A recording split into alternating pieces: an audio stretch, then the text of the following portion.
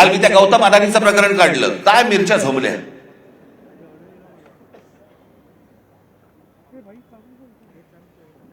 आणि काय पुढे सुरू केलं तर राज ठाकरेंचा माझा आणि गौतम अदानीचाही फोटो. बरं, मग पुढे माझ्या घरी गौतम अदानी येऊन गेला एकदा, माझ्याकडे रतन टाटाही येऊन गेलेत, माझ्याकडे मुकेश अंबानी येऊन गेलेत, माझ्याकडे आनंद महिंद्राही येऊन गेलेत, अनेक उद्योगपती येऊन गेलेत, अनेक फिल्म मधले कलाकार येऊन गेलेत. घरी येऊन गेले म्हणून त्यांची काय पापं झाकायची का मी?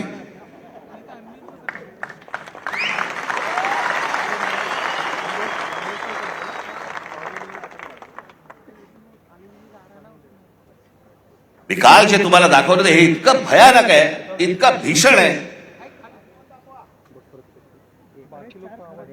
ते जे फोटो दाखवतात कधी 2-3 वर्षापूर्वीचा काहीतरी फोटो दाखवतात, तो जेव्हा घरी आले होते. आता घरी आल्यावरती काय हाकलून देऊ?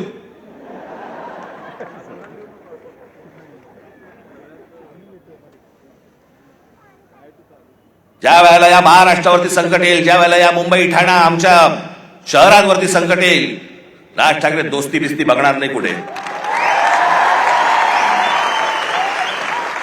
आणि अडाणीची दोस्ती करायचा माझा विषयच नाही. मी इतका अडाणी नाहीये.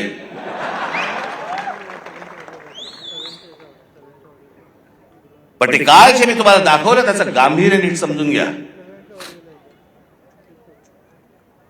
मी काल जे तुम्हाला सांगितलं की जवळपास 60% म्हणजे हा माणूस कधी सिमेंटमध्ये कधी नव्हता, तो आज माणूस 2 नंबरला सिमेंटमध्ये आलाय. आज देशातला 2 नंबरचा सिमेंटचा व्यापारी तो आहे. आज ही सगळी विमानतळ, आज अनेक इथे गुजराती समाजातले लोक आले असतील. खरं तर आमचं तुमचं काही भांडण नाहीये, फक्त आमच्याशी भांडायला येऊ नका.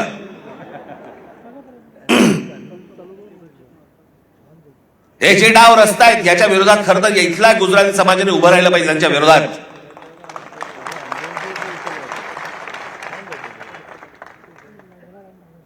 पण हे मुद्दामून ज्या गोष्टी करतायत, हे काय करतायत?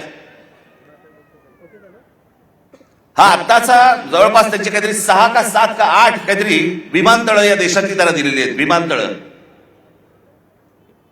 तुम्हाला माहित नसेल म्हणून मी तुम्हाला सांगतो, यातलं नवी मुंबईचं विमानतळ हे सोडलं तर गौतम अदानीने या देशामधलं एकही विमानतळ बांधलेलं नाही. दुसऱ्यांनी बांधलेली, दुसरे चालवत असलेली विमानतळं गन पॉइंट वरती स्वतःकडे घेतली.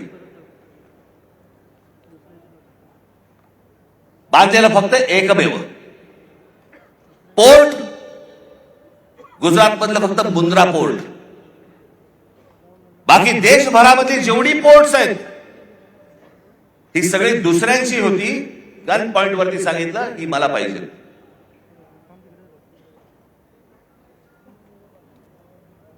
एक इथलं विमानतळ, एक पोर्ट सोडून या माणसाचं स्वतःचं काही नव्हतं. फक्त केंद्राचा दबाव,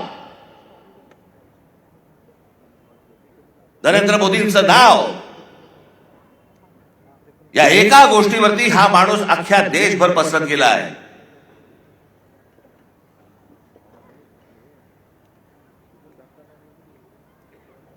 उद्या जर ही पोर्ट बंद झाली, तुमचा व्यापार ठप्प. उद्या देशामधली वीज निर्माण करणारा हा गौतम अदानी, उद्या वीज बंद केली, तुम्ही अंधारात सगळे. तक्रार कोणाकडे करायची?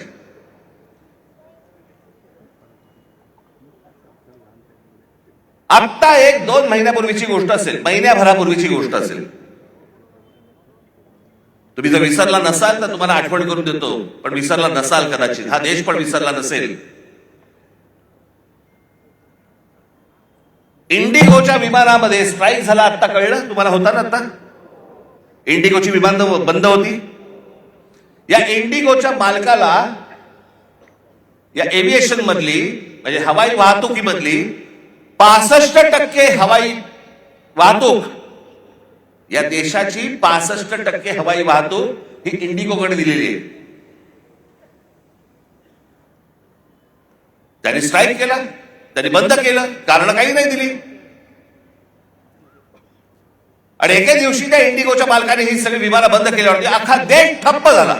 सगळी विमानतळ भरून माणसं वाहतायत, लहान लहान मुलं तडफडतायत, त्यांच्या आयांना कळत नाही काय करायचंय, विमान उडत नाहीये. खाण्यापिण्याचे वांदे खरं तर विमान कंपनीने द्यायला पाहिजे, तेही नाही, पाणी नाही, काही नाही, काही नाही, देश अख्खा ठप्प. एक विमान कंपनी तुमचा देश ठप्प करू शकते. आज अदानींच्या हातामध्ये सिमेंट आहे,